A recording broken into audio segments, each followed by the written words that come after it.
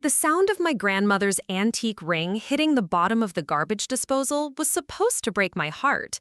Instead, I felt a strange sense of relief wash over me as I watched my mother-in-law's face light up with cruel satisfaction. "Oops," Veronica said with mock innocence, her manicured fingers still hovering over the disposal switch. "How clumsy of me. I guess your precious little trinket is gone forever now." Before we jump back in, tell us where you're tuning in from. And if this story touches you, make sure you're subscribed, because tomorrow I've saved something extra special for you. I stood there in her pristine kitchen, still holding my dinner plate, and did something that clearly wasn't in her script. I smiled. Not a broken, defeated smile, but a genuine, almost grateful one. Then I calmly pulled out my phone and sent a single text message.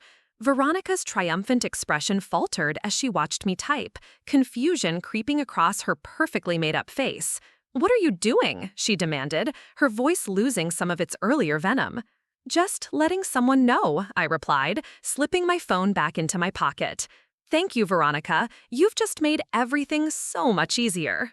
My name is Celeste Morrison, and at 31, I had spent the last 7 years watching my mother-in-law orchestrate an elaborate campaign to prove I wasn't worthy of her son. What she didn't know was that for the past 8 months, I had been carefully documenting every single one of her attempts to sabotage my marriage to her precious boy, Marcus. The ring she had just destroyed wasn't just any piece of jewelry. It was a 1920s Art Deco sapphire and diamond ring that had belonged to my grandmother, Rosalie, passed down through 3 generations of strong women in my family. But more importantly for tonight's purposes, it was also the bait I had been using to catch Veronica in an act so deliberate and malicious that even her son couldn't explain it away. Let me back up and tell you how we got here. Marcus and I met during our residency at St. Mary's Hospital in Portland. I was specializing in pediatric cardiology, he was in orthopedic surgery, and we bonded over 18-hour shifts and terrible cafeteria coffee.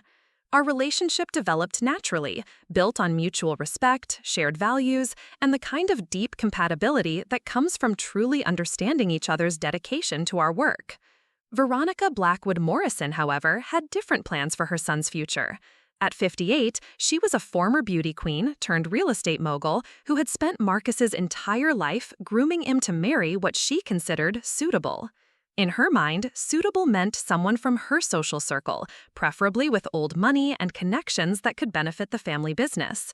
I, unfortunately, was the daughter of a high school principal and a nurse from a small town in Oregon. My parents had worked multiple jobs to put me through medical school, and while I was proud of my achievements, I apparently lacked the pedigree Veronica had envisioned for her son's wife. The first red flag should have been our engagement party. Veronica had insisted on hosting it at her country club, despite Marcus and my preference for something smaller and more intimate. She spent the entire evening introducing me to people as Marcus's friend from the hospital, while steering every eligible woman she could find toward my fiancé. When Marcus confronted her about it later, she played innocent. "Oh, darling, I just want people to get to know Celeste gradually. You know how overwhelming these social situations can be for someone from her background." The insults were always wrapped in fake concern, delivered with a smile that never quite reached her eyes. She had a gift for making her cruelty seem like kindness, at least to anyone who wasn't paying close attention. After our wedding, things escalated. Veronica would drop by our apartment unannounced, always when Marcus was at the hospital, to help me with various aspects of being a Morrison wife. These visits typically involved her rearranging our furniture, throwing away food she deemed inappropriate, and leaving behind little notes about how I could improve myself. She'd show up to family gatherings with elaborate gifts for Marcus while handing me something clearly purchased at the last minute from a drugstore. She'd make comments about my appearance, my cooking, my career choices, all delivered in a tone that suggested she was just trying to help me reach my potential. The worst part was watching Marcus struggle with it. He loved his mother, but he also loved me, and Veronica was masterful at making sure her worst behavior happened when he wasn't around to witness it. When I tried to tell him about her actions, she'd have perfectly reasonable explanations that made me sound petty and paranoid. "Mom said she was just trying to help you organize the kitchen," he'd say after I complained about her throwing away half our spice collection. "She didn't know you were attached to those expired bottles." The bottles weren't expired. I checked, but Veronica had peeled off the labels to make it look like they were. That was her pattern. Every attack was carefully calculated to seem accidental or well-intentioned, designed to drive a wedge between Marcus and me while maintaining her position as the innocent mother who just wanted the best for her son. The breaking point came 6 months ago during a family dinner at their estate in Lake Oswego. I was wearing my grandmother's ring, as I always did on special occasions. It was my most treasured possession, not because of its monetary value, though it was worth a considerable amount, but because it connected me to the women who had shaped my life. My grandmother Rosalie had worn it when she worked double shifts at the textile mill to support her family during the Depression. My mother had worn it on her wedding day and again when she graduated from nursing school. It represented strength, perseverance, and the sacrifices 3 generations of women had made to build better lives for their daughters. Veronica had noticed it immediately. "What a quaint little ring," she'd said, taking my hand in hers to examine it more closely. "It's very rustic. Marcus, you really should take Celeste to Tiffany's soon. A Morrison wife should have proper jewelry." The way she said proper made my skin crawl, but I smiled and thanked her for her concern. Later that evening, I caught her photographing the ring with her phone when she thought I wasn't looking. That night, I realized Veronica wasn't just trying to make me feel unwelcome. She was actively working to erase every trace of who I was before Marcus, as if my entire identity needed to be replaced with her vision of the perfect daughter-in-law. That's when I decided to fight back.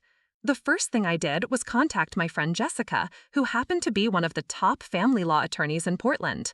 Over coffee, I explained the situation and asked for her advice on protecting myself and my marriage. "What you're describing sounds like a classic case of emotional abuse," Jessica told me. "The problem is, it's incredibly difficult to prove, especially when the perpetrator is as sophisticated as your mother-in-law sounds. Most of these women are very careful to maintain plausible deniability." She suggested I start documenting everything. Every inappropriate comment, every boundary violation, every attempt to undermine my relationship with Marcus. I should keep a detailed journal, save any text messages or emails, and if possible, try to get some of her behavior on record. "The goal isn't necessarily to take legal action," Jessica explained. "It's to protect yourself and your marriage by having concrete evidence of a pattern of behavior that can't be explained away." I took her advice seriously. I started carrying a small digital recorder in my purse, bought security cameras for our apartment, and began keeping meticulous notes about every interaction with Veronica. What I discovered was even worse than I had imagined. It wasn't just the obvious insults and manipulations. Veronica was systematically isolating me from Marcus and from his extended family. She would call him at work with emergencies that always seemed to coincide with plans we had made together. She spread subtle rumors about my background and my intentions within their social circle. She even contacted the hospital where I worked, posing as a concerned family member, to ask questions about my professional conduct. The more evidence I gathered, the clearer the picture became. This wasn't just a difficult mother-in-law relationship. This was a calculated campaign of harassment designed to either drive me away or break down my sense of self so completely that I would become the submissive, grateful daughter-in-law she wanted. But Veronica had made one crucial mistake. She underestimated me. Preparing and narrating this story took us a lot of time, so if you're enjoying it, subscribe to our channel. It means a lot to us. Now back to the story. 3 months ago, I decided it was time to set a trap. I needed to catch her doing something so obviously malicious that even Marcus couldn't rationalize it away. Something that would force him to choose between enabling his mother's abuse or protecting his wife. That's where my grandmother's ring came back into the story. I knew Veronica coveted it. I'd caught her staring at it multiple times, and I'd overheard her telling her friends about the gaudy little antique I insisted on wearing. She saw it as a symbol of everything she was trying to erase about my past, and I suspected she would eventually try to do something about it. So I had a replica made. The jeweler I worked with was a master craftsman who specialized in insurance replacements. For $3,000, he created a perfect copy of my grandmother's ring, complete with artificially aged metal and carefully selected stones that matched the originals in every visible detail. The only difference was the small laser engraving on the inner band that identified it as a reproduction. I started wearing the fake ring to family gatherings while keeping the real one safely stored in our bank's safety deposit box. I also made sure to mention, within Veronica's hearing, how irreplaceable the ring was and how devastated I would be if anything ever happened to it. For 2 months, nothing happened. I was starting to think maybe I had misjudged her intentions. But then came tonight's dinner invitation. Marcus was supposed to be there, but he'd gotten called into emergency surgery at the last minute. Veronica insisted I come anyway, saying she had something special planned, and it would be a good opportunity for us to bond without the men around. I should have known it was a setup. The evening started normally enough. Veronica had prepared an elaborate meal, and we made small talk about work and family news. She was being unusually nice, complimenting my dress and asking thoughtful questions about my patients. I almost let my guard down. After dinner, she insisted on cleaning up, waving away my offers to help. "You're our guest tonight," she said with what seemed like genuine warmth. "Just relax and enjoy your wine." I watched from the dining room as she moved efficiently around the kitchen, loading the dishwasher and wiping down counters. At one point, she called me over to ask about something, and I walked into the kitchen, still wearing the fake ring. "Oh, Celeste," she said suddenly, her voice filled with fake concern. "Your ring is loose. Look how it's sliding around on your finger. We should get that resized before you lose it." Before I could respond, she had grabbed my hand, supposedly to examine the ring more closely. In one swift motion, she twisted it off my finger and held it up to the light. "See how the band has stretched over the years? These old settings aren't very secure. You really should have Marcus get you something more modern and practical." That's when she made her move. Still holding the ring, she walked toward the sink where she had been rinsing dishes. "We should clean this properly," she said, turning on the garbage disposal. "Sometimes old jewelry needs a good scrubbing to bring out its shine." I watched in fascination as she held the ring directly over the disposal, her eyes locked on mine, waiting for my reaction. This was her moment of triumph, the culmination of months of planning.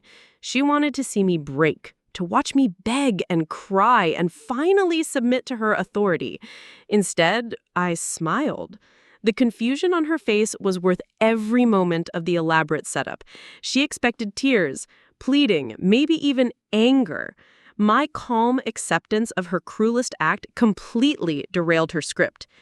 "Oops," she said anyway, dropping the ring and flipping the switch. The grinding noise filled the kitchen as the disposal devoured what she thought was my most precious possession. That's when I pulled out my phone and sent the text message that would change everything.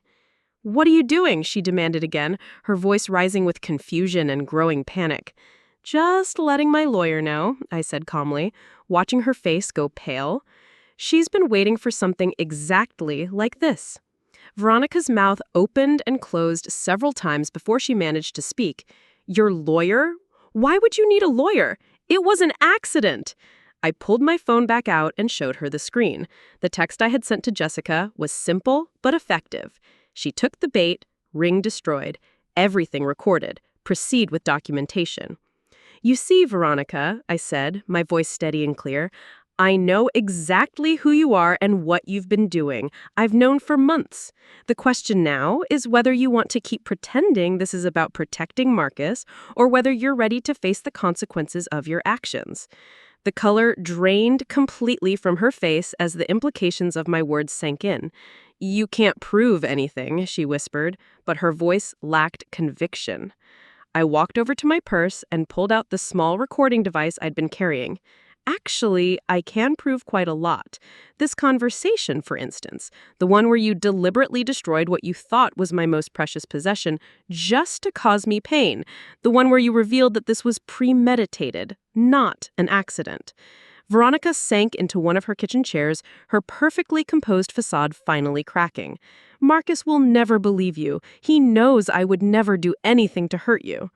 "Maybe," I agreed, "but he'll have a hard time explaining away the recording. Or the security cameras I had installed in our apartment that caught you going through my personal belongings last month.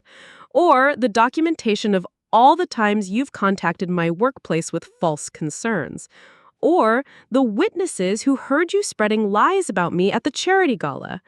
Each revelation hit her like a physical blow. She had been so careful, so subtle in her campaign against me, but she had never considered that I might be equally careful in documenting her actions. "What do you want?" she asked finally, her voice barely above a whisper. "I want you to stop," I said simply. "I want you to acknowledge what you've been doing and commit to changing your behavior. I want you to respect my marriage and my place in this family. And most importantly, I want you to get professional help for whatever is driving this need to control and manipulate everyone around you." Veronica looked up at me with something that might have been respect in her eyes. "And if I refuse?" she asked. "Then Marcus gets to hear every recording, see every piece of evidence, and decide for himself whether he wants to enable his mother's abuse of his wife.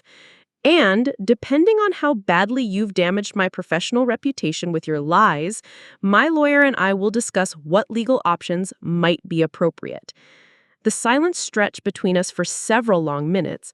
I could see her mind working, trying to find an angle, a way to regain control of the situation. But for the first time in our relationship, I held all the cards. "The ring," she said suddenly.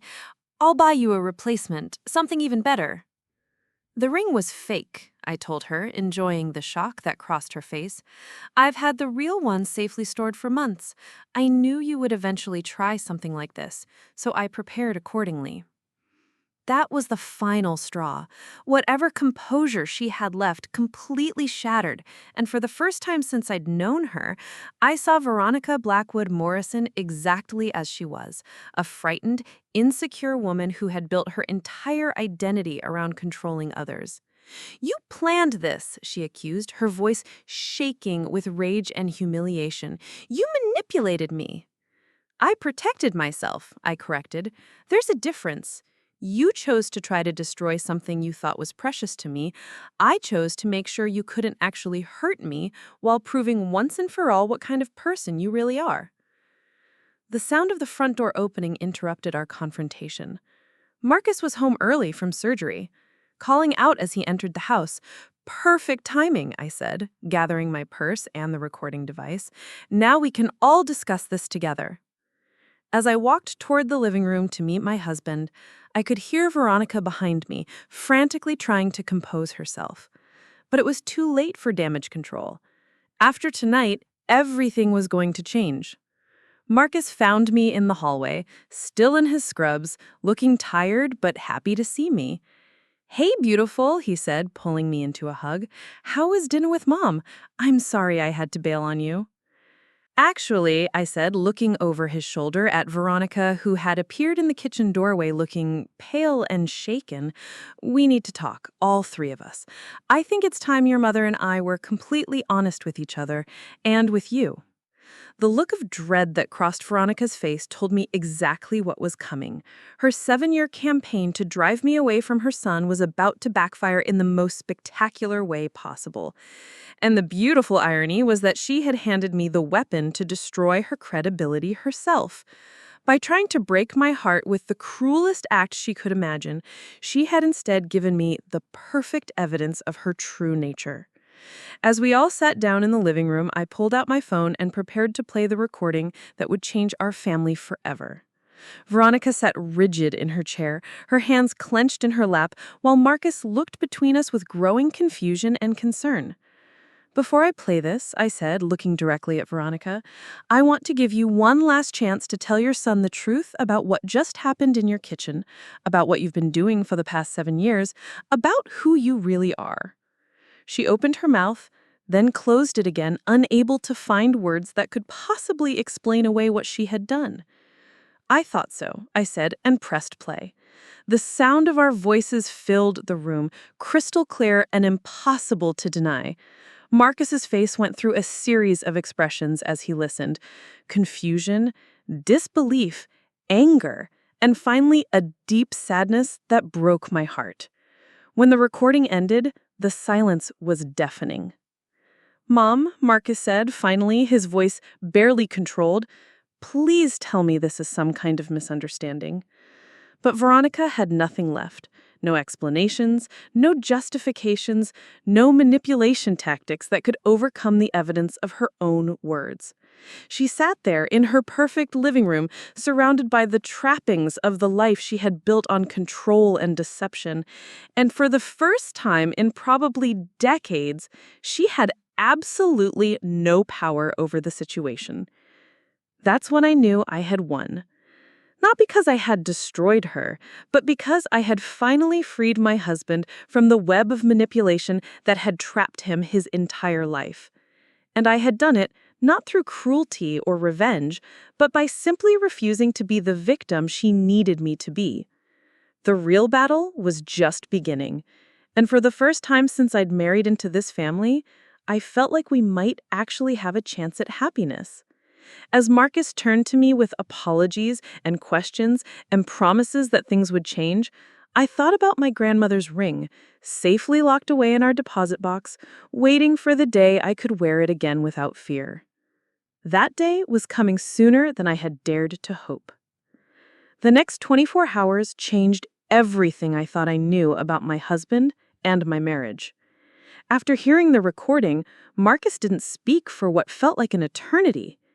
He sat in his mother's pristine living room, still in his surgical scrubs, staring at the phone in my hands as if it contained evidence of his entire world collapsing.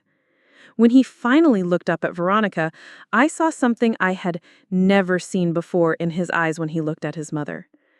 It wasn't anger exactly. It was disappointment so profound it seemed to age him right before my eyes. "How long?" he asked quietly. Veronica straightened in her chair, clearly trying to summon whatever remained of her composure. "Marcus, darling, you have to understand. I was only trying to protect you. That ring, it's not appropriate for a Morrison wife. The symbolism of wearing something so common, so beneath your station—" "How long, Mother?" Marcus interrupted, his voice carrying a surgical precision that cut through her excuses. "How long have you been actively trying to sabotage my marriage?" The question hung in the air like a challenge. I could see Veronica calculating, trying to find the right combination of words that would minimize the damage while still maintaining some semblance of victimhood. But Marcus's expression told her that the time for manipulation had passed. "I've never tried to sabotage anything," she said finally. "I've simply tried to guide you toward making better choices.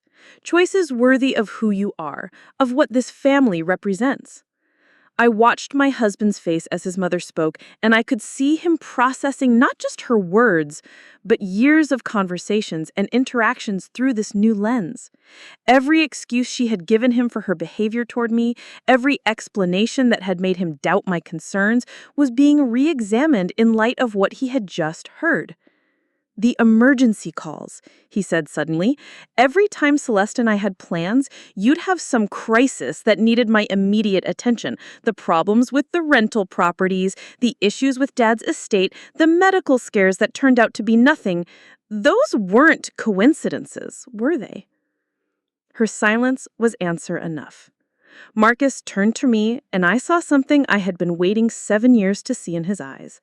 Complete, unwavering belief in everything I had tried to tell him about his mother. "The recording device," he said. "How long have you been carrying that?" 8 months, I admitted.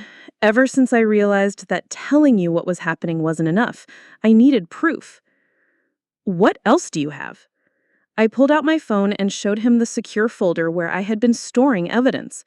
Screenshots of text messages where Veronica had tried to coordinate family events specifically when I was working, audio recordings of her making disparaging comments about my background to other family members, photographs of the time she had gone through our apartment and rearranged or removed my belongings, documentation of her calls to the hospital questioning my professional competence.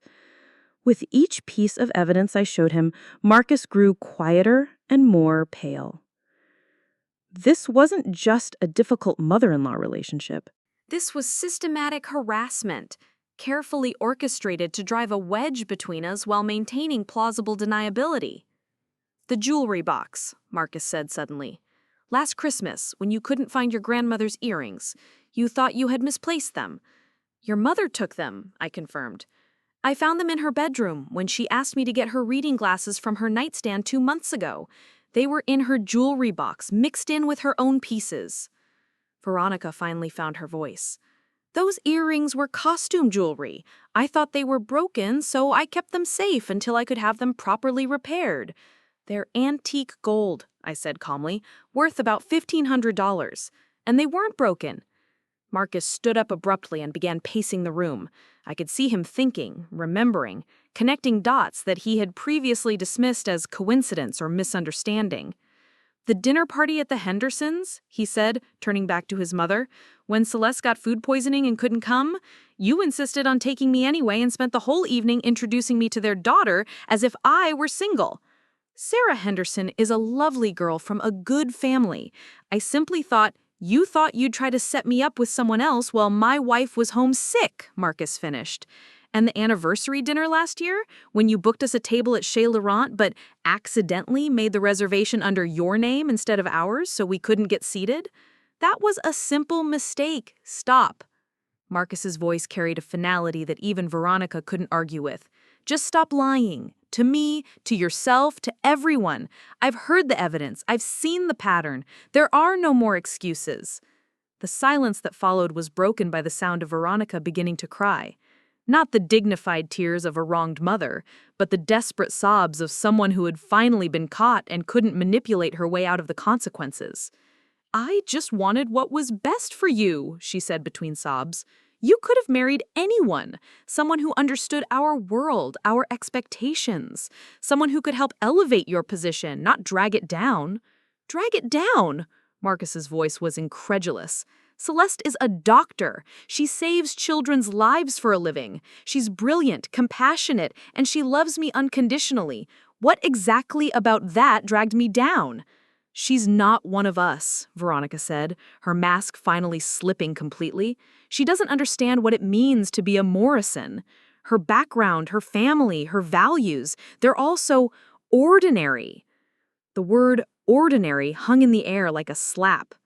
I felt Marcus tense beside me, and for the first time in our entire relationship, I saw him look at his mother with something approaching disgust. "You're right," he said quietly. "She's not one of us. She's better than us. She's better than you, and frankly, she's better than me for putting up with this for as long as she has." He turned to me, taking my hands in his.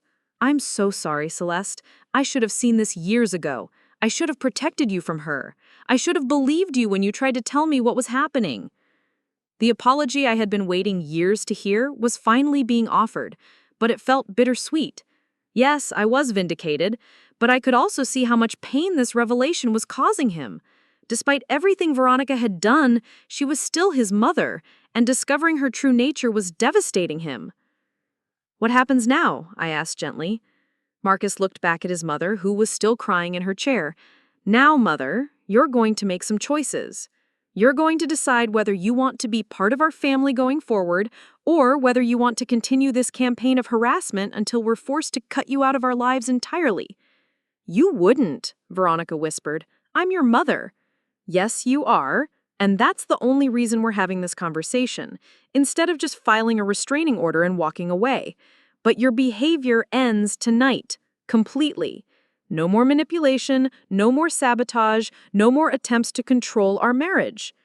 "And if I refuse?" Veronica asked, though her voice lacked its earlier defiance. "Then you'll never see us again. And when we have children, they'll never know they had a grandmother who chose her pride over her family."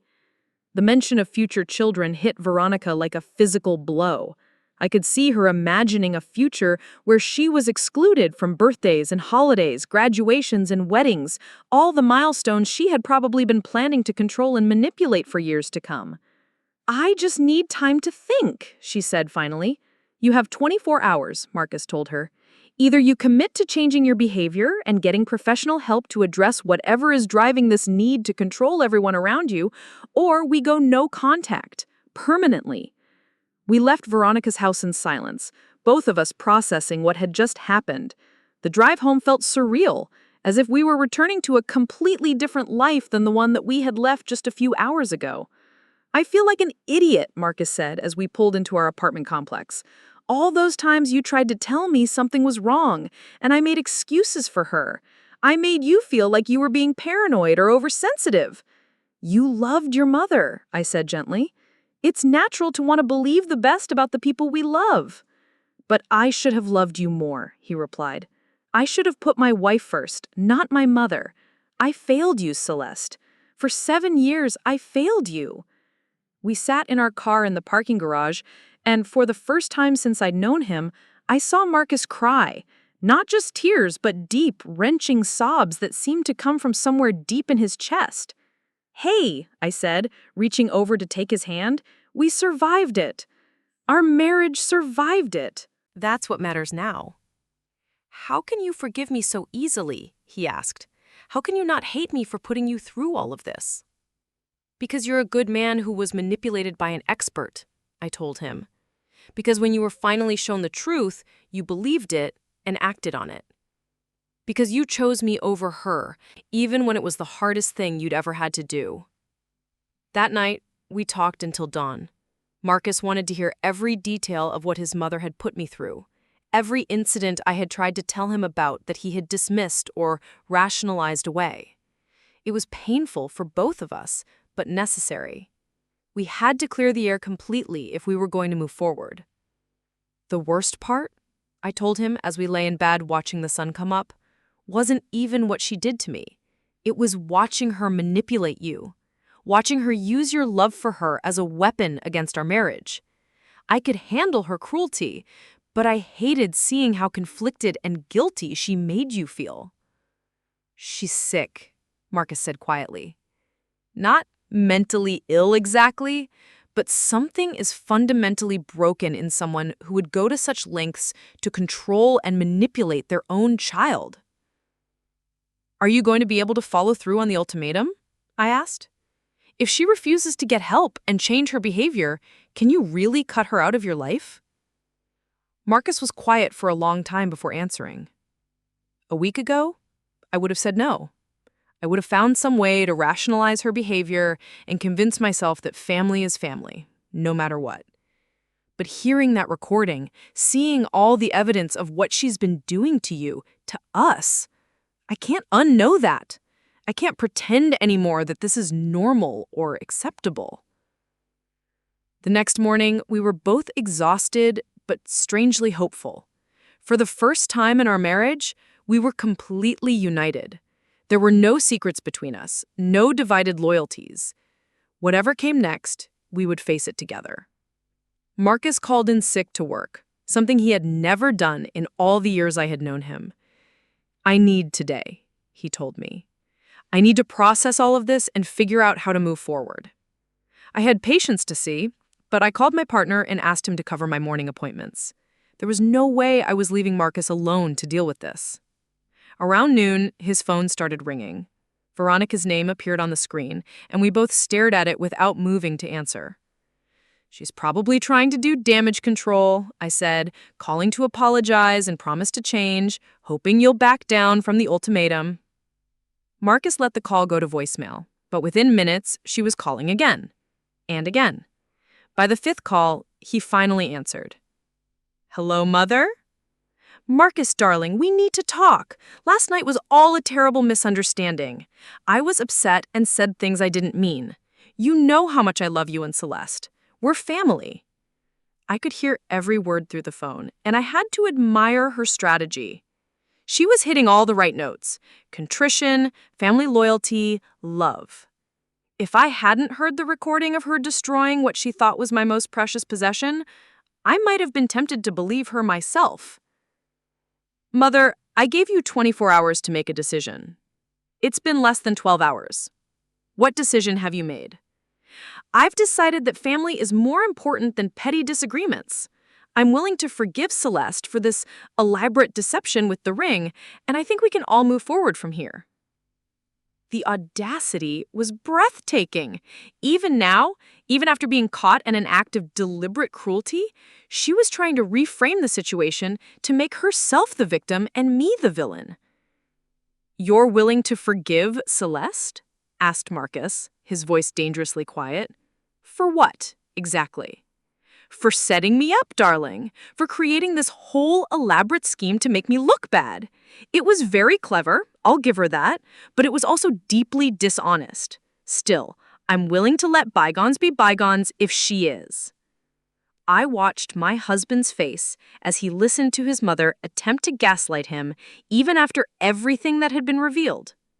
The disappointment in his eyes was replaced by something colder and more final. "Mother, you have 11 hours left to make a real decision. When I call you tonight, I want to hear that you've scheduled an appointment with a therapist and that you're prepared to take full responsibility for your actions. If you call me again before then to try to manipulate or negotiate your way out of this, I'll consider that your final answer."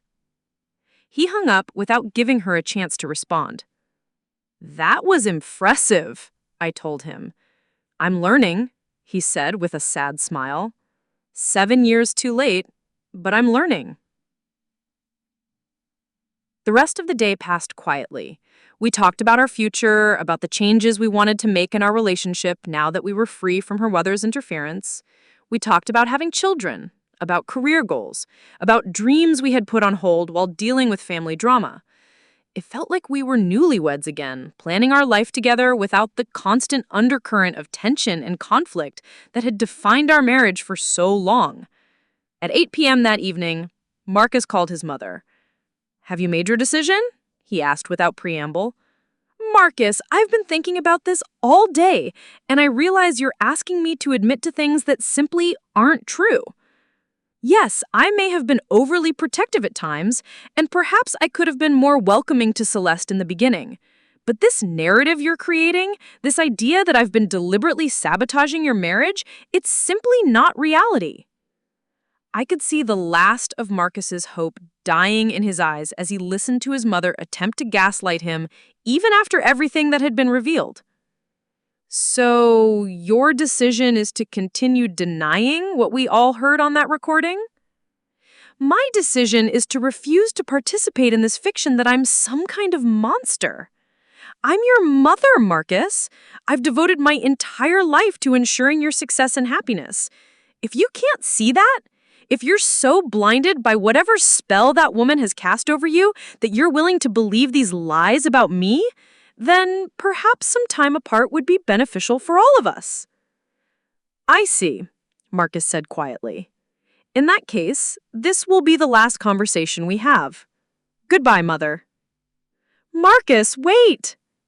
But he had already hung up the phone. We sat in silence for several minutes, both of us absorbing the finality of what had just happened. Marcus had just ended his relationship with his mother. The woman who had raised him, who had been the most constant presence in his life for 35 years, was now effectively dead to him because she couldn't accept responsibility for her actions. "Are you okay?" I asked gently. Marcus nodded slowly. "I think I will be. It hurts, but it also feels like a weight has been lifted. For the first time in my adult life, I don't have to wonder what she's thinking or planning or how my decisions might affect her feelings. I can just focus on us." "She might change her mind," I said. "When she realizes you're serious about cutting her off, she might decide to get help after all." "Maybe," Marcus agreed. "But if she does, it will have to be because she genuinely wants to change, not because she's trying to manipulate her way back into our lives. And either way, she's lost the power to hurt us. We're free, Celeste. Finally, completely free." That night, as we lay in bed, I thought about the fake ring that was probably still stuck in Veronica's garbage disposal. She had destroyed what she thought was my most precious possession.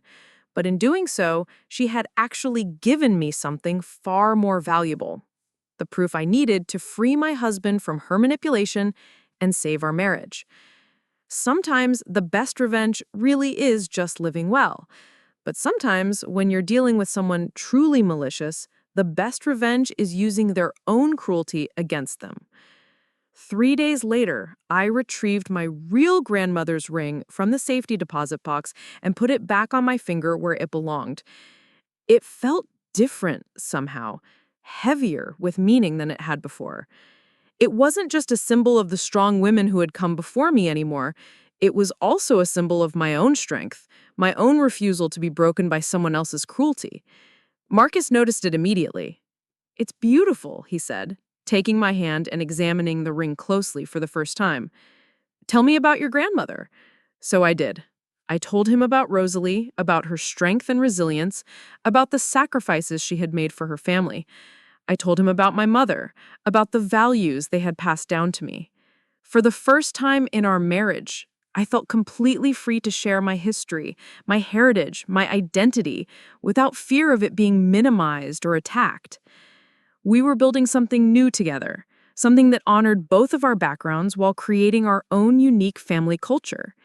It felt like the beginning of the marriage we were always meant to have, if only we had been free to have it from the start. But, as we would soon discover, Veronica Blackwood Morrison was not the type of woman who accepted defeat gracefully. And her silence over the past few days wasn't resignation. It was preparation for war. The war began exactly 1 week after Marcus cut off contact with his mother. I should have expected it, really. A woman who had spent 7 years orchestrating a sophisticated campaign of psychological manipulation wasn't going to simply disappear into the night because her son finally stood up to her. It started with the flowers.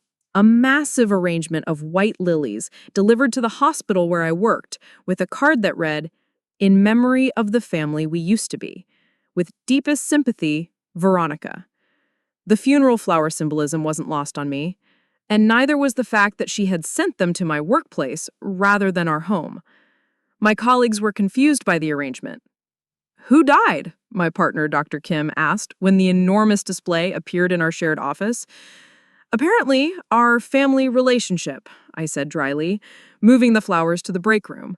I wasn't about to explain the entire situation to everyone at work, but I also wasn't going to let Veronica turn my office into a shrine to her wounded feelings. The flowers were just the beginning.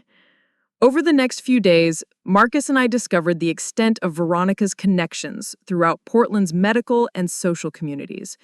She had been busy. On Tuesday, Marcus received a call from Dr. Patterson, the chief of surgery at our hospital. "Marcus, I need to speak with you about a concerning situation. I've received some calls from community members expressing worry about your home life. There are suggestions that your wife might be experiencing some sort of emotional instability." Marcus's jaw tightened as he listened. "What kind of suggestions, sir?" "Well, apparently there's been some erratic behavior, accusations against family members, recording private conversations without consent, creating elaborate deceptions to frame innocent people." The caller was very concerned about your well-being and suggested that perhaps your wife might benefit from a psychological evaluation. The audacity was breathtaking, even for Veronica. She was now trying to use my own evidence against her as proof that I was mentally unstable. "Dr. Patterson," Marcus said carefully, "would you be able to tell me who made these calls?" "I'm afraid that's confidential, but Marcus, these are respected members of our community. Their concerns can't be dismissed lightly." After Marcus hung up, we sat in our kitchen trying to process this new development. Veronica wasn't just attacking us personally anymore. She was going after our professional reputations. "She's trying to destroy my credibility," I said, feeling a chill run down my spine. "If she can convince people that I'm mentally unstable, then everything I've said about her becomes suspect." "It won't work," Marcus said firmly. "Anyone who knows you knows you're the most stable, rational person they've ever met." But I wasn't so sure. Veronica was skilled at planting seeds of doubt, and she had clearly been working this angle longer than we realized. The next morning, I arrived at work to find my office door propped open and my supervisor, Dr. Martinez, sitting at my desk reviewing files. "Celeste, we need to talk," she said without looking up. "I've received some concerning reports about your recent behavior." My heart sank as I sat down across from her. What kind of reports? Well, there are allegations that you've been secretly recording conversations with family members and patients, that you've been exhibiting paranoid behavior and making unfounded accusations against respected community members.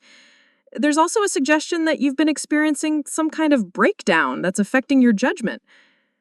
And you believe these allegations? I asked, trying to keep my voice steady. Dr. Martinez finally looked up at me. I don't know what to believe, Celeste. You've been one of our best physicians for years, but these reports are coming from multiple sources, including people who have no reason to lie. What do you need from me? I asked. I need you to take some time off while we investigate these claims. Just a few days to let everything settle down and for us to get to the bottom of what's really happening. Being suspended, even temporarily, felt like a punch to the gut. This was exactly what Veronica wanted, to damage my reputation and make me appear unstable and unreliable. When I got home, Marcus was pacing the living room with his phone pressed to his ear. He hung up when he saw me. "They suspended you too?" I asked. He nodded grimly. "Apparently, I'm emotionally compromised and potentially being manipulated by my unstable wife. Dr. Patterson suggested I might benefit from some counseling to help me see the situation more clearly." We stared at each other in disbelief. In less than 48 hours, Veronica had managed to convince our colleagues that we were both experiencing some kind of shared delusion or psychological crisis. "She's good," I said finally. "I have to give her credit. This is masterful manipulation." "What do we do now?" Marcus asked. I thought about it for a moment, then smiled.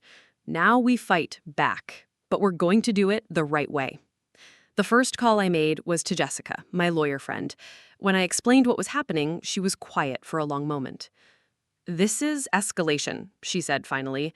"She's moved from personal harassment to attempting to destroy your professional reputations. That changes the legal landscape significantly." "How so?" "What she's doing could be considered defamation, professional sabotage, and, depending on exactly what she's telling people, possibly even harassment by proxy. We need to document everything and prepare for the possibility of filing both civil and criminal complaints." The second call I made was to my mother in Oregon. "Mom, I need you and Dad to drive up here this weekend. It's time you met Veronica properly."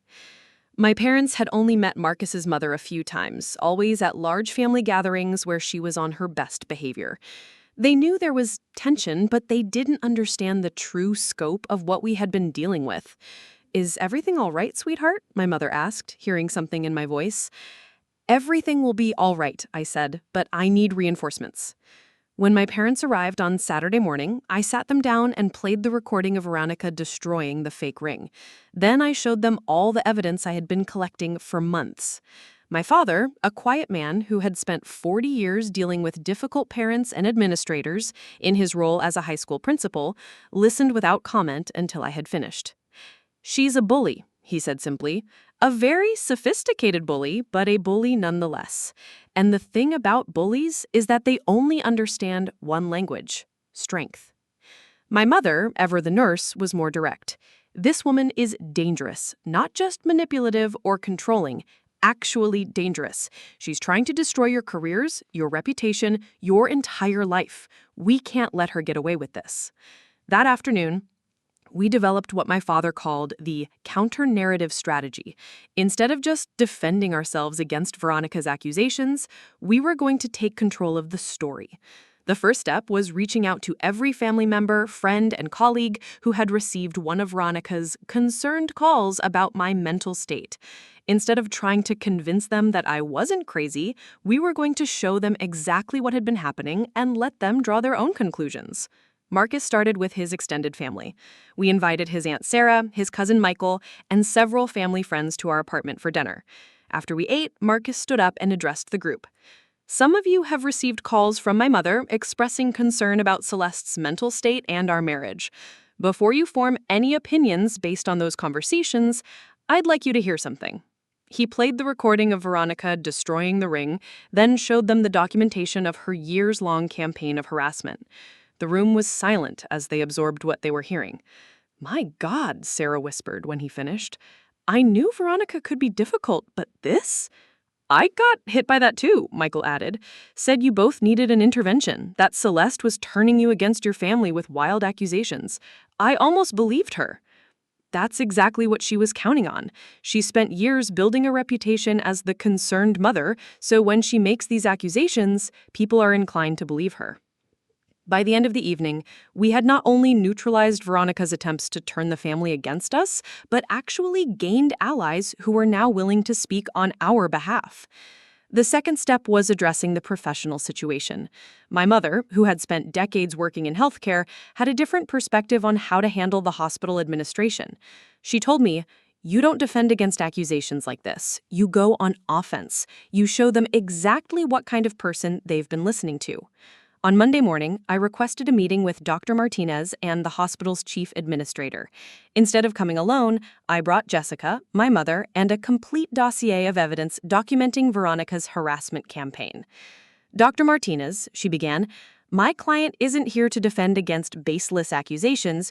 She's here to inform the hospital that this has been used as an unwitting participant in a harassment campaign and to discuss what steps will be taken to remedy the situation." I presented the timeline of Veronica's behavior, the recordings, the documentation of her systematic attempts to undermine my marriage and career. Then I played the recording of her destroying what she thought was my most precious possession. The room was silent when I finished. "These are the actions of the concerned family member who has been calling you. This is the person whose word you took over that of a physician who has worked here for 6 years without a single complaint about her professional conduct." Dr. Martinez looked visibly shaken. "Celeste, I had no idea. The calls seemed so genuine, so concerned." "That's exactly the point," my mother interjected. "Sophisticated manipulators are experts at seeming genuine and concerned. That's what makes them so dangerous." The administrator cleared his throat. "What exactly are you requesting from the hospital?" "Full reinstatement for both Dr. Morrison and myself, with no disciplinary record of this incident," Jessica said. "Additionally, we'd like the hospital to implement a policy regarding how they handle reports about staff members from outside sources to prevent this kind of manipulation from happening again." "And if we refuse?" the administrator asked. Jessica smiled.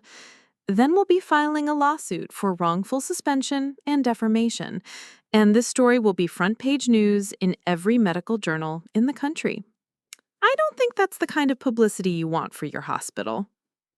By Wednesday, both Marcus and I were back at work with full reinstatement and written apologies from the administration. But Veronica wasn't finished yet. On Thursday evening, we came home to find our apartment had been broken into. Nothing was stolen, but several items had been moved or disturbed.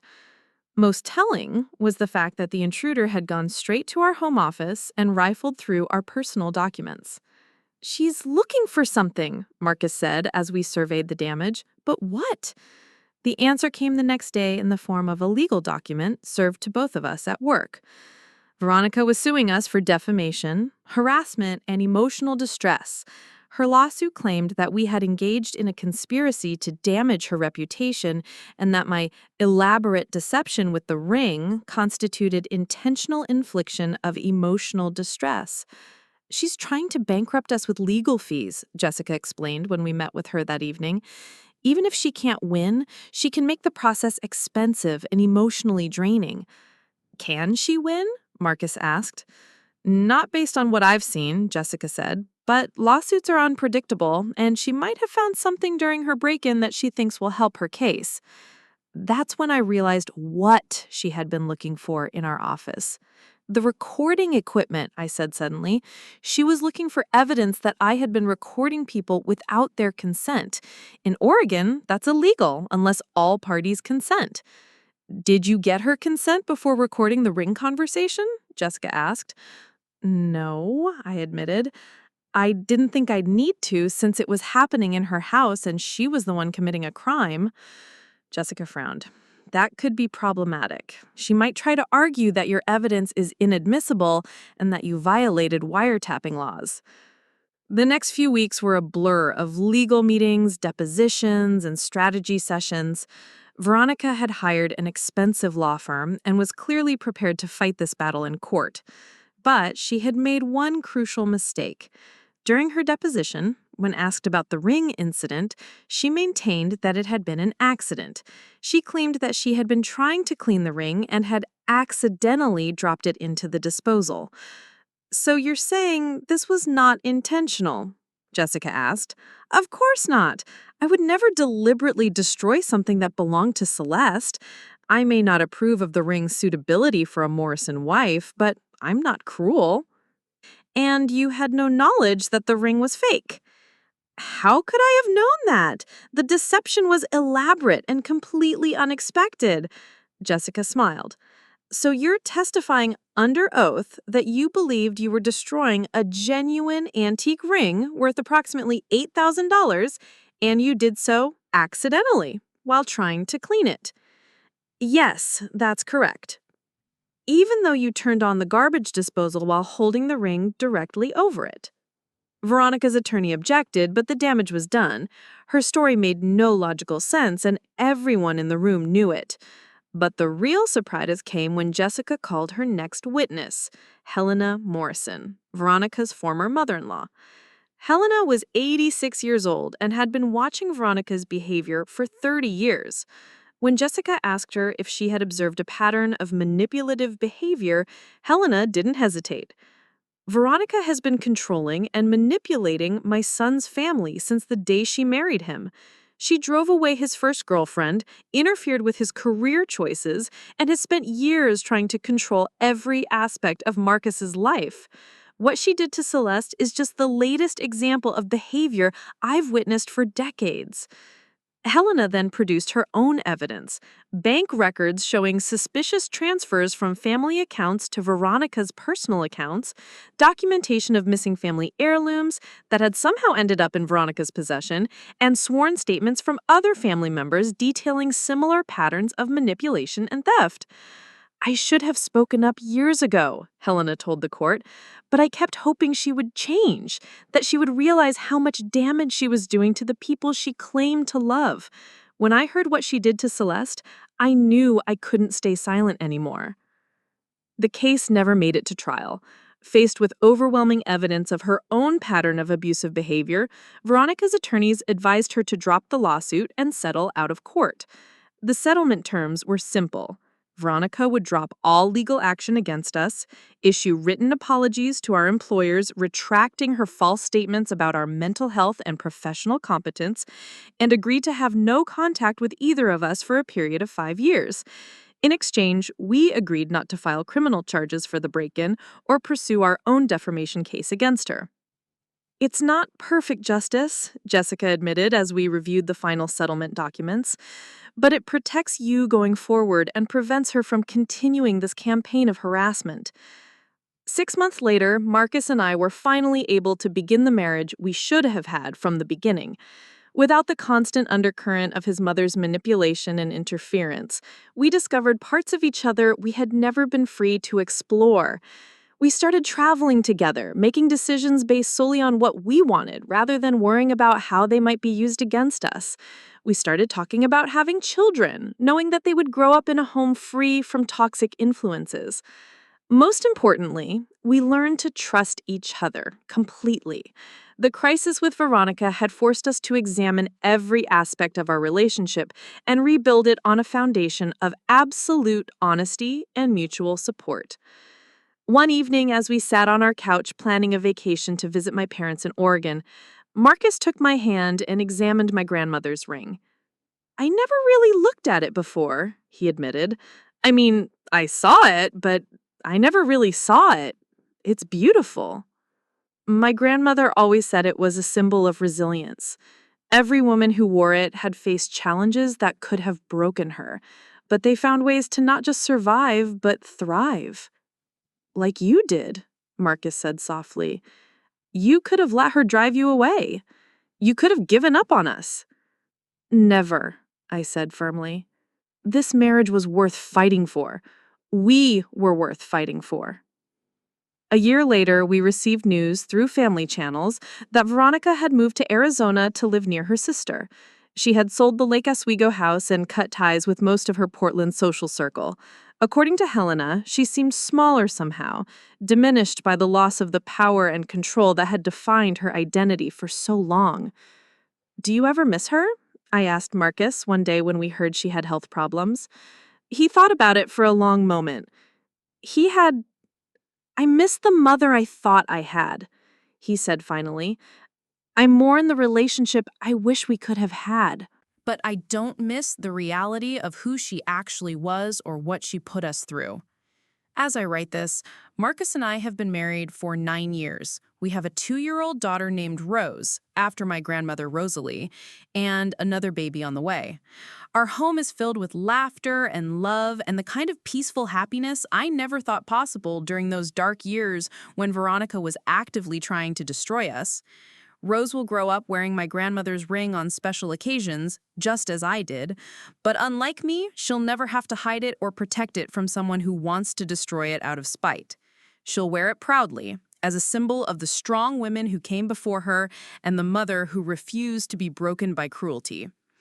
Sometimes I think about that night in Veronica's kitchen, when she dropped what she thought was my most precious possession into the garbage disposal.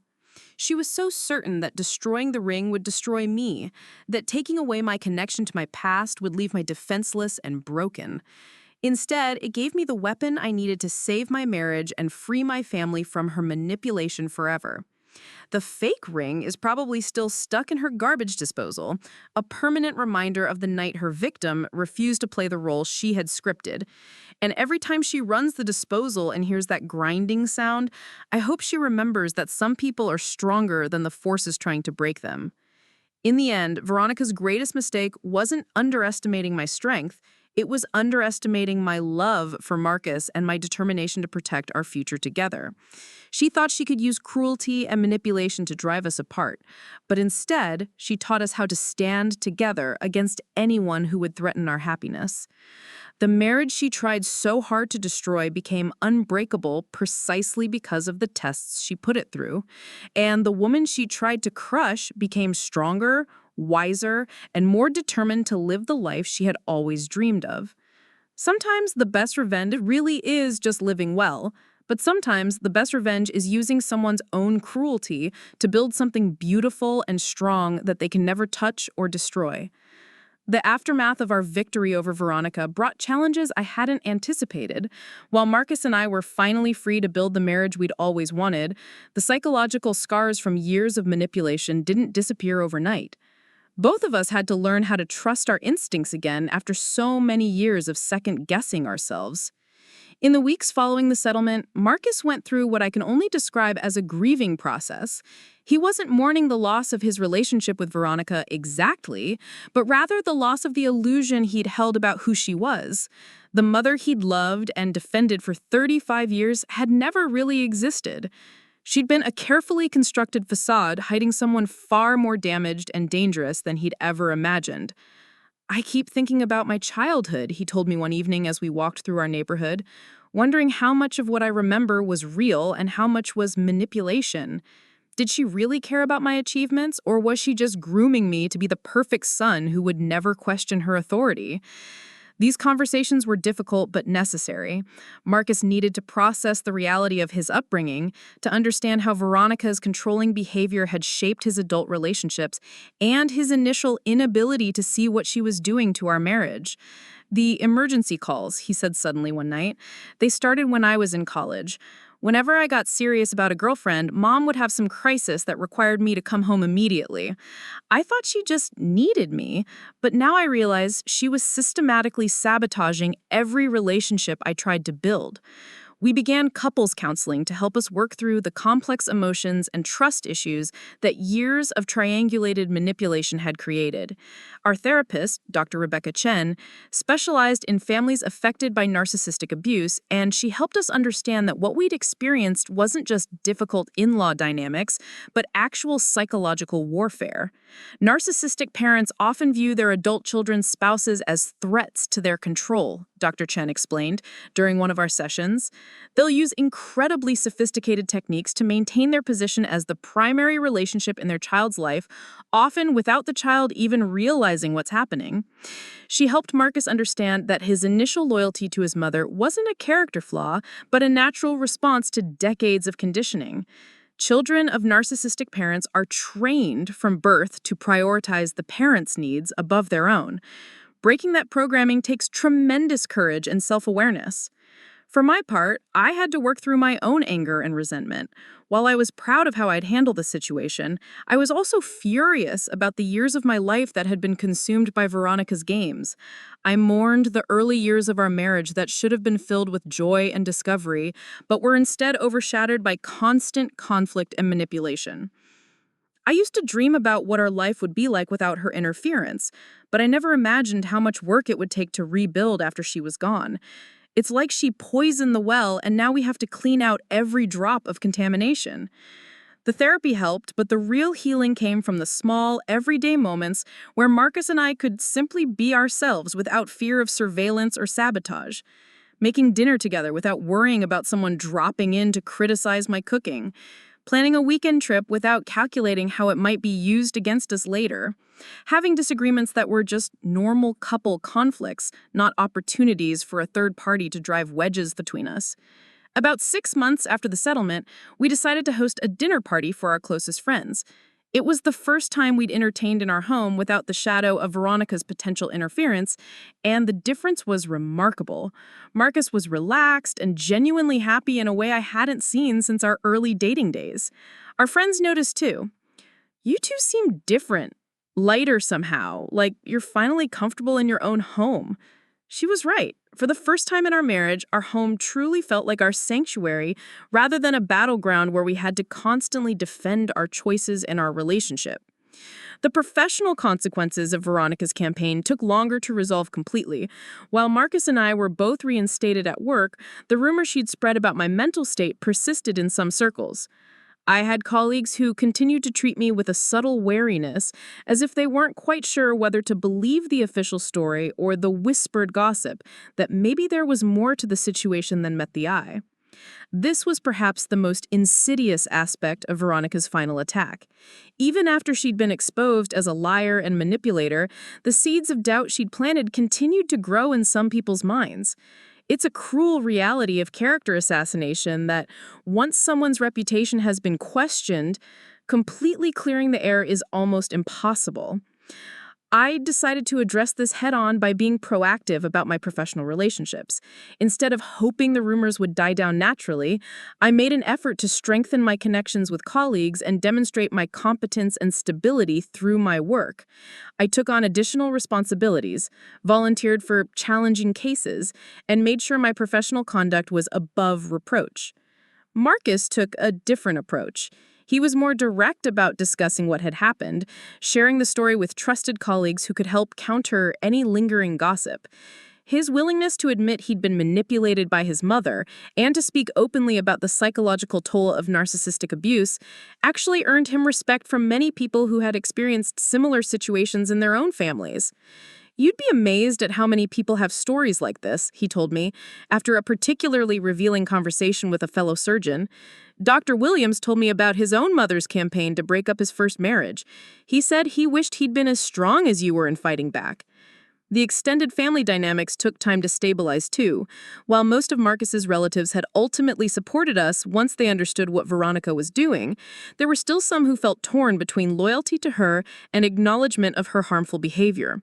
Family gatherings became somewhat awkward affairs where certain topics were carefully avoided.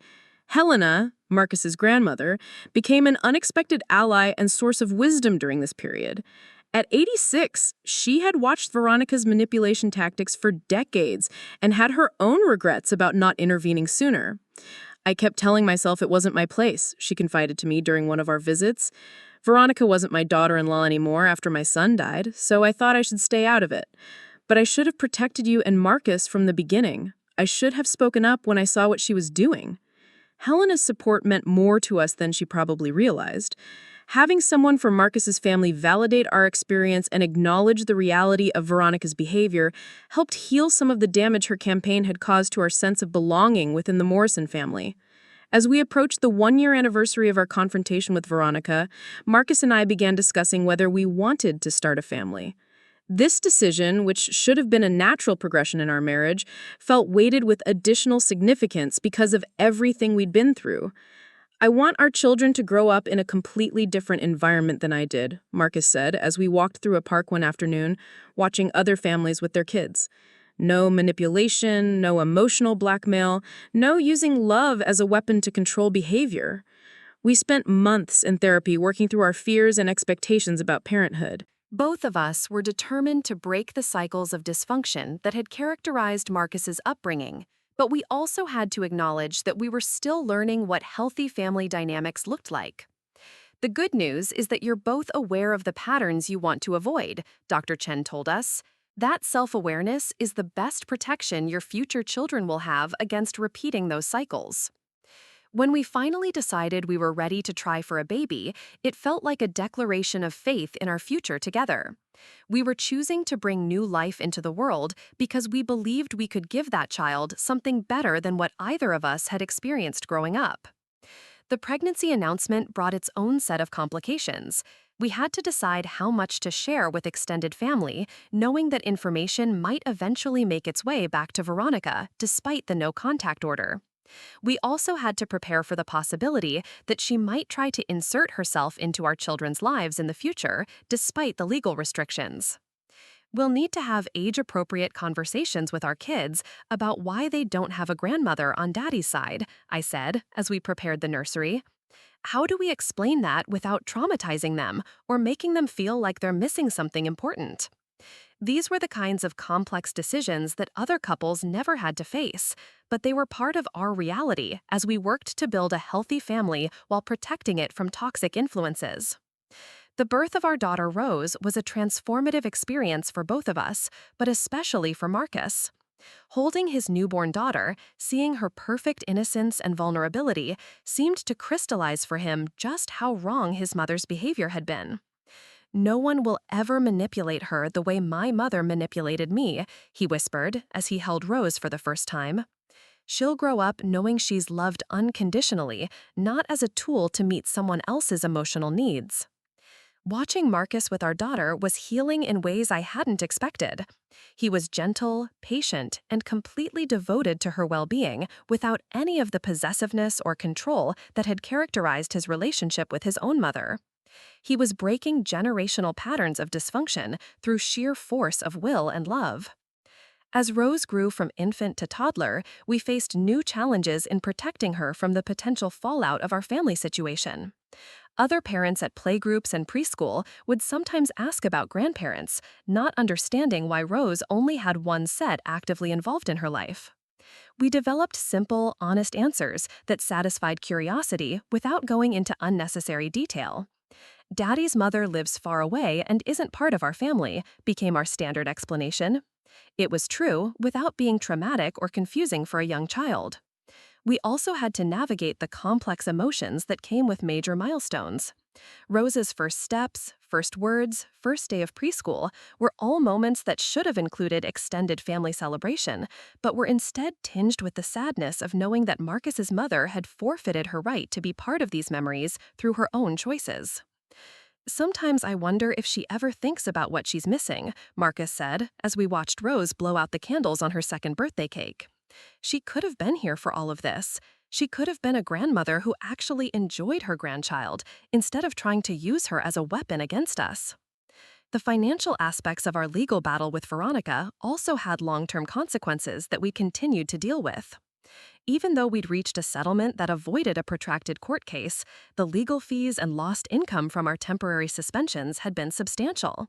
We'd depleted most of our savings and had to delay some of our financial goals, including buying a house. In some ways, she succeeded in hurting us financially, even though she lost the legal battle, I pointed out as we reviewed our budget one evening.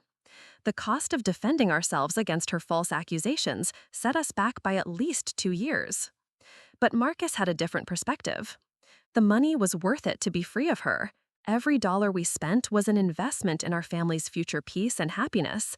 I'd pay twice as much to ensure Rose never has to deal with that kind of toxicity. About 18 months after Rose was born, we received unexpected news through Helena. Veronica had been diagnosed with early-stage Alzheimer's disease and was beginning to show signs of cognitive decline. Her sister in Arizona was struggling to manage her care and had reached out to Helena asking if Marcus might be willing to discuss his mother's future needs. This development forced us to confront questions we'd hoped never to face. Did we have any moral obligation to help care for someone who had spent years trying to destroy our happiness? How do you balance the need to protect your family with the basic human compassion owed to someone who is sick and vulnerable? "She's still my mother," Marcus said quietly when we discussed the situation. "Whatever she did, whatever damage she caused, she's still the woman who raised me. I can't just pretend she doesn't exist when she's facing something like this." But he also recognized that any involvement with Veronica's care would need to be carefully structured to protect our family. "I'm willing to help financially if necessary," he decided, "but I won't expose you or Rose to her manipulation, even if her cognitive abilities are declining. We can show compassion without sacrificing our boundaries." We consulted with our lawyer about whether providing financial assistance for Veronica's care would violate the terms of our settlement agreement. Jessica assured us that humanitarian aid wouldn't be considered contact as long as we didn't communicate directly with Veronica and maintained appropriate boundaries. In the end, Marcus arranged to contribute to his mother's care through Helena, ensuring that Veronica received appropriate medical attention and living arrangements without compromising our family's safety or well-being. It was a solution that honored his sense of filial duty while maintaining the protection we'd fought so hard to establish. "I need to be able to look Rose in the eye someday and tell her that we did the right thing," Marcus explained when I questioned whether we were doing too much. "Even if her grandmother was terrible to us, I want Rose to see that we treated her with basic human dignity when she needed help." This decision sparked many conversations about how we would teach Rose about forgiveness, compassion, and setting boundaries as she grew older. We wanted her to understand that you can show kindness to people who have hurt you without compromising your own safety or well-being. "Someday she'll ask questions about why Daddy's mother wasn't part of our lives," I said. "We need to be able to explain our choices in a way that demonstrates both strength and compassion." As I write this, Rose is now 3 years old and our son James is 6 months old. Our home is filled with the chaos and joy of young children, and both Marcus and I have found a peace and happiness that seemed impossible during those dark years when Veronica was actively trying to destroy our marriage. The legal no-contact order is set to expire next year, but Veronica's declining cognitive state means she's unlikely to pose the same threat she once did. Still, we've decided to maintain our boundaries indefinitely. The trust that was broken during those years of manipulation can never be fully repaired, and our primary obligation is to protect our children from toxic influences. Marcus has become an advocate for others dealing with narcissistic family members, speaking at support groups and sharing our story with people who are struggling with similar situations. His hardest part, he often tells these groups, is accepting that the parent you thought you had never really existed. But once you can grieve that loss, you're free to build the relationships and family life you actually want. I've returned to my full-time practice with renewed energy and purpose. The experience of fighting for my professional reputation has made me a stronger advocate for my patients and a more confident physician overall. I've also become involved in training programs that help healthcare administrators recognize and properly respond to attempts to manipulate personnel decisions through false accusations. Our marriage, tested by fire during those difficult years, has emerged stronger and more resilient than either of us thought possible. We've learned to communicate with complete honesty, to trust each other's perceptions, and to present a united front against any threat to our family's well-being. The fake ring that started it all now sits in our safety deposit box alongside my grandmother's ring, a tangible reminder of the elaborate game we had to play to expose the truth about Veronica's character. Sometimes I take both rings out and hold them, marveling at how identical they look and how different their significance became. The real ring represents continuity, strength, and the enduring power of love across generations. The fake ring represents strategy, resilience, and the lengths we sometimes have to go to protect what matters most. Rose will inherit both rings someday, along with the story of how we fought for our family's freedom and won. I hope she'll understand that sometimes the greatest gift you can give your children isn't wealth or status or social connections, but the courage to stand up to people who would hurt them and the wisdom to build a life based on authentic love rather than manipulation and control. The woman who tried so hard to destroy our happiness inadvertently taught us what real strength looks like. She showed us the difference between love that empowers and love that controls, between family bonds that nurture growth and family bonds that strangle independence. In trying to break us, Veronica made us unbreakable. In trying to separate us, she united us more completely than we might have achieved on our own. In trying to diminish our love, she showed us just how powerful and resilient that love really was. Years from now, when our children ask about the challenges Marcus and I faced in our early marriage, I'll tell them the truth about their grandmother's attempts to destroy our family. But I'll also tell them about the strength we found in each other, the support we received from unexpected allies, and the peace that comes from living authentically despite opposition. Most importantly, I'll show them the rings and explain that sometimes the most precious things in life are worth fighting for, even when the battle seems impossible to win. And sometimes, when you're clever enough and determined enough and love each other deeply enough, you can turn your enemy's weapons against them and emerge victorious in ways they never saw coming. The garbage disposal in Veronica's kitchen may still be grinding away, but the sound it makes now is the sound of her own defeat, echoing endlessly in the house she chose over her family. And every day that Marcus and I wake up in our happy home, surrounded by our children's laughter and secure in our love for each other, we're